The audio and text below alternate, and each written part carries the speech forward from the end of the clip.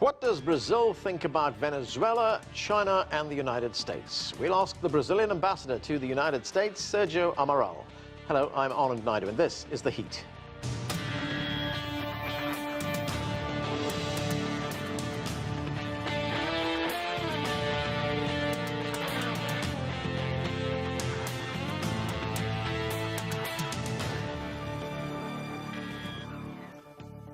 After 2 years of recession, the Brazilian economy is starting to recover, but the political crisis has no end in sight. Many high-profile politicians are being investigated for corruption, including President Michel Temer, whose approval rating has sunk to just 3%. Brazil is the fifth largest country in the world, a key player in South America, and part of the BRICS group, the group of emerging national economies. I recently sat down with Ambassador Sergio Amaral at his official residence in Washington and began by asking him about his country's relations with the United States and its president, Donald Trump. I think that contrary to some expectations, there are many opportunities. And Brazil is not part of the problem. That is to say, the issues that President Trump raised during the campaign, issues of trade, issues of immigration, issues of perhaps drug trafficking.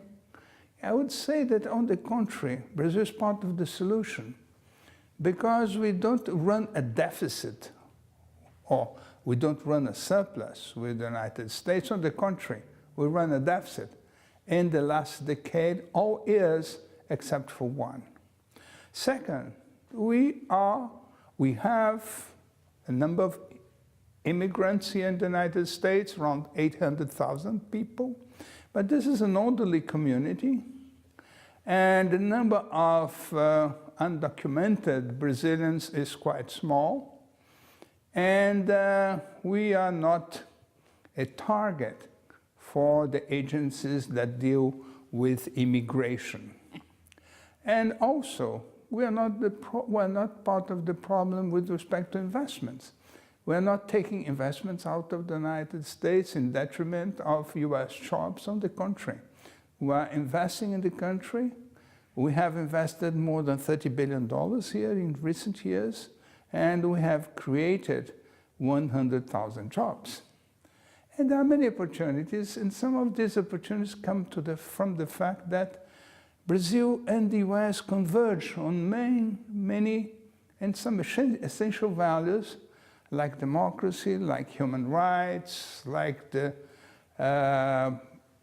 market-oriented economy, and we have many areas in which we coincide for projects in the area of trade, in the area of energy, in the area of defense, for instance, just to mention a few. What are Brazil's foreign policy priorities? I think the main priority of Brazil foreign policy, and it shouldn't be otherwise, is our region. And there are many possibilities in South America now that we are negotiating Mercosur, which we are part of, with the Alliance for the Pacific, to converge and to create an economic space which has similar rules, which is open, and which represents, if you take the 4 Alliance for the Pacific countries, Mexico, Peru, Colombia, Chile, and the Mercosur, Brazil, Argentina, Paraguay, Uruguay, we represent 80% of GDP of South America and 77% of the population.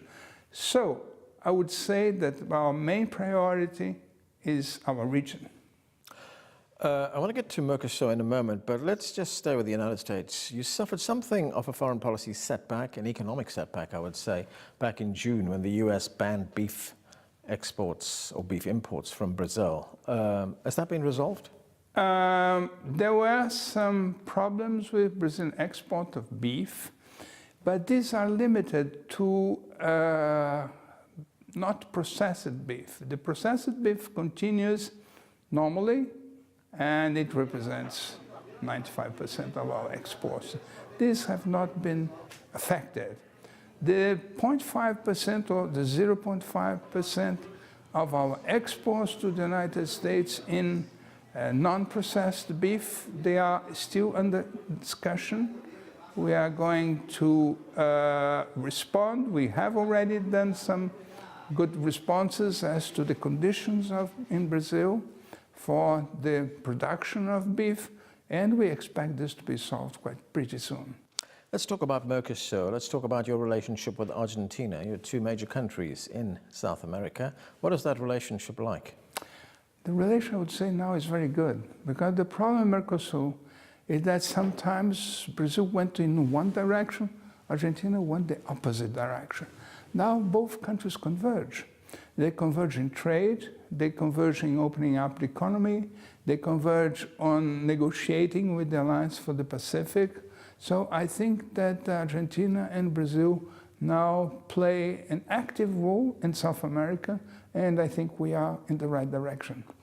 What about your relationship with Venezuela? Here's a country that's going through enormous social unrest, economic unrest right now. Yeah. There's a major shortage of staples. The United States has not ruled out the use of force in Venezuela. Yeah. What can Brazil do?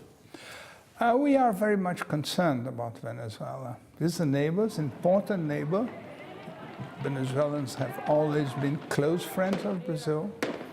We have a border which is big, and we have immigration from Venezuela coming to Brazil. We have almost 10,000 Venezuelans in Brazil. Of course, we would like to contribute as far as we can to the political normalization of the situation in Venezuela, to a peaceful solution.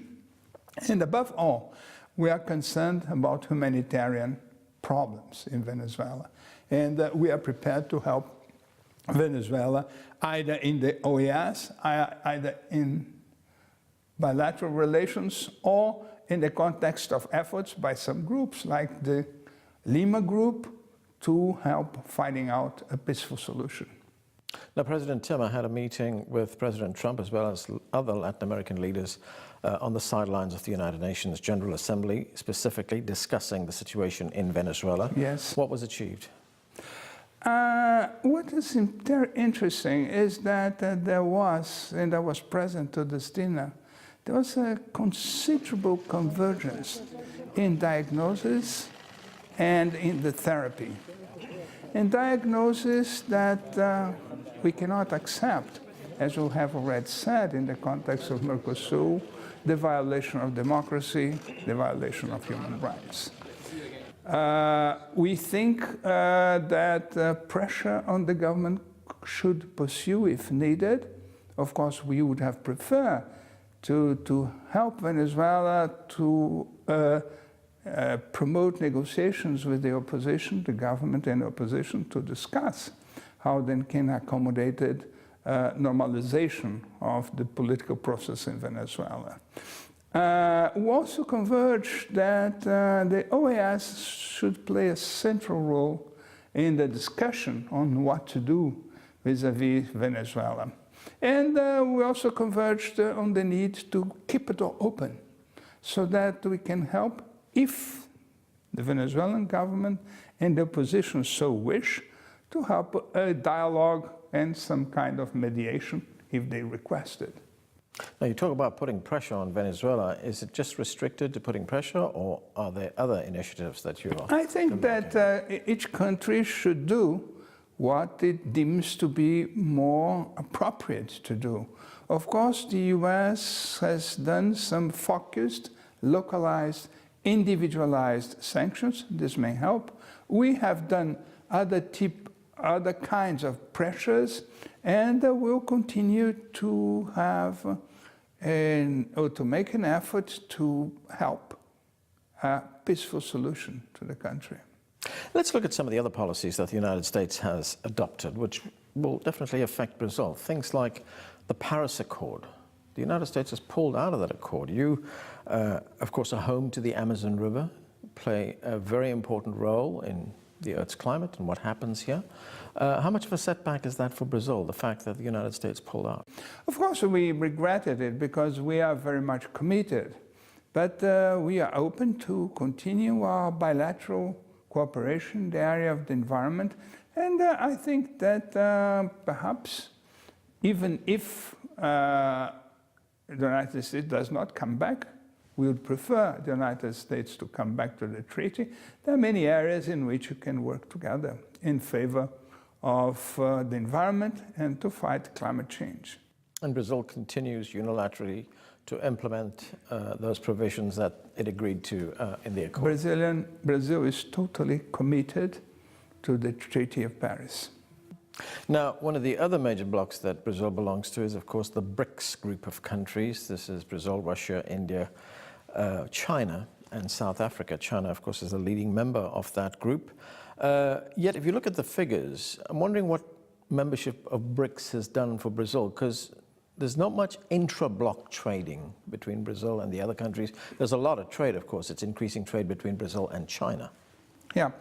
There's a big trade between Brazil and China. There's a growing trade between Brazil and India. But BRICS is not trade alone, because trade is important, investments are important, the relationship among the business communities are important, and they are going ahead. There are many projects in this direction. But the BRICS have also a political content. And the political content is the fact that they were supposed to be medium-sized economies and medium-sized regional political powers in the case of China. And even in the case of India, of course, the size of the economy is much larger. There is a gap between India and China on one side and South Africa and Brazil on the other hand. But there's a political content, which is the fact that these are countries that would aspire to have a larger say in the big decision-making tables. And this has been done. I think we got some results of the IMF. And there are other areas in which these emerging countries, as they are called, can play a more positive and significant role in world affairs. You've just had the BRICS summit in China. There was talk there, of course, of the political coordination that you're talking about. Could that extend to foreign policy coordination among the 5 countries? I don't know. I don't know whether this has been discussed among the BRICS countries, not as far as I know. But there are areas in which they certainly can cooperate. But the interests are not the same. These are different countries from different regions with different foreign policy platforms. Sometimes they may converge, other times they cannot. More of our interview with the ambassador right after a quick break. Stay with us, you're watching The Heat.